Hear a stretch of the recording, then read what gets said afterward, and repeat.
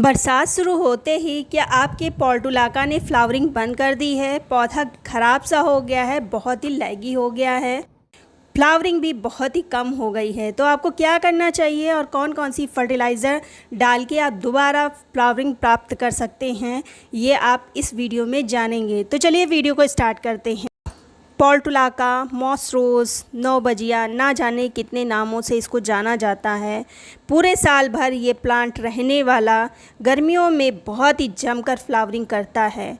बरसात में भी बहुत ही अच्छी फ्लावरिंग है, लेकिन ये प्लांट थोड़ा सा नाइट्रोजन की अधिकता से प्लांट बहुत ही लैगी हो जाता है। ये अपना सारी जो एनर्जी होती है ग्रोथ ही पर लगा देता है।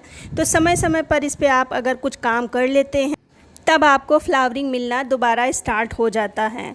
तो इसमें काम क्या करना है? सबसे पहली बात है, अगर प्लांट बहुत ही ज़्यादा लंबा सा हो गया है बारिश में तो उसको आप कट कर दें। आप इसकी वैसे भी ट्रिमिंग और कटिंग करते रहिए पोर्टुलाका की।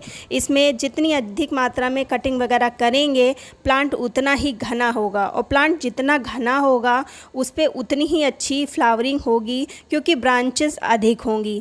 तो अगर आप का प्लांट छोटा है, ज़्यादा घना नहीं हुआ है, तो जितने भी फ्लावर निकल रहे हैं तो उन फ्लावर को ज़रूर हटा दें।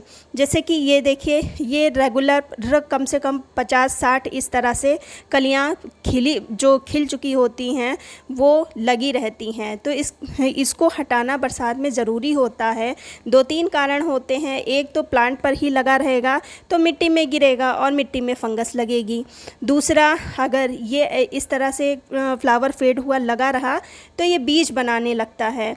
तो ये चीज़ आप कर सकते हैं। फिर अगर आपने कटिंग करी है तो उसको सेव करने के लिए, क्योंकि अब इसके पास सिर्फ 1-2 महीना ही बचा है फ्लावरिंग के लिए, तब आपको सेव भी इस प्लांट को करना होगा।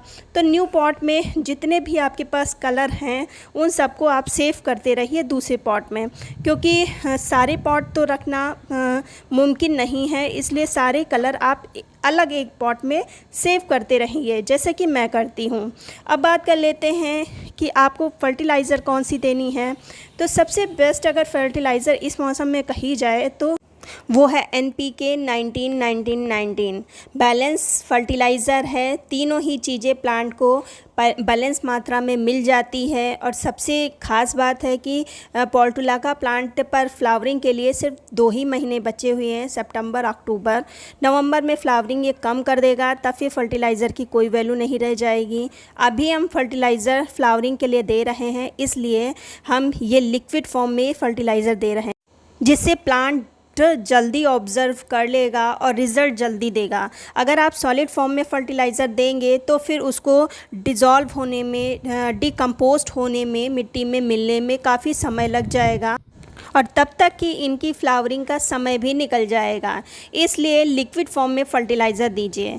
अब अगर आप ये केमिकल फर्टिलाइज़र नहीं देना चाहते हैं, आप कुछ घरेलू चीज़ देना चाहते हैं, तो आप ये भी दे सकते हैं। उसके लिए आपको 2 बनाना पील लेने हैं। ये फ्रेश बनाना पील हैं। इसकी जगह पर अगर आपके पास ड्राई फॉर्म में पाउडर रखा है तो उसको भी यूज़ कर सकते हैं। दूसरी चीज़ है, ये है सरसों की खली। मैंने चम्मच भर लिया है। एक रात के लिए इसको हम रख देंगे और दूसरी सुबह हम इस पानी का यूज़ करेंगे। जो सॉलिड फॉर्म में है उसको यूज़ नहीं करेंगे, लिक्विड इसका सिर्फ यूज़ करना है। और ये देखिए, ये सुबह तैयार है। इस समय गर्मी बहुत ज़्यादा पड़ रही है तो जल्दी तैयार हो गया। फिर हम सिर्फ 1/3 इस पानी का प्रयोग करेंगे और बाकी पानी सादा रहेगा। मतलब अगर आधा ग्लास हम इसका पानी का ले रहे हैं तो उसका 10 गुना भाग हम सादा पानी लेंगे। तो इस तरह से हम डिज़ोल्व करने के बाद हम अपने पोर्टुलाका में दे देंगे। देना कब है? जब बारिश नहीं हो रही हो, 1-2 दिन तक बारिश ना हो, तभी इस पानी को दीजिएगा। गीली मिट्टी में इस पानी को बिल्कुल भी ना दीजिएगा, हो सकता है फंगस लगा दें। लेकिन ये रिज़ल्ट बहुत ही तगड़ा देता है। साथ ही साथ बनाना पील फ्लावरिंग के लिए बड प्रोड्यूस करता है, और सरसों की खली प्लांट में ग्रोथ बहुत तगड़ी लाता है। रिज़ल्ट अच्छा मिलता है, इसलिए यूज़ कर सकते हैं। लेकिन शर्त ये है कि बारिश बंद होनी चाहिए, कम से कम 1-2 दिन तक तो नहीं होनी चाहिए। और खाद से भी ज़्यादा ज़रूरी है धूप।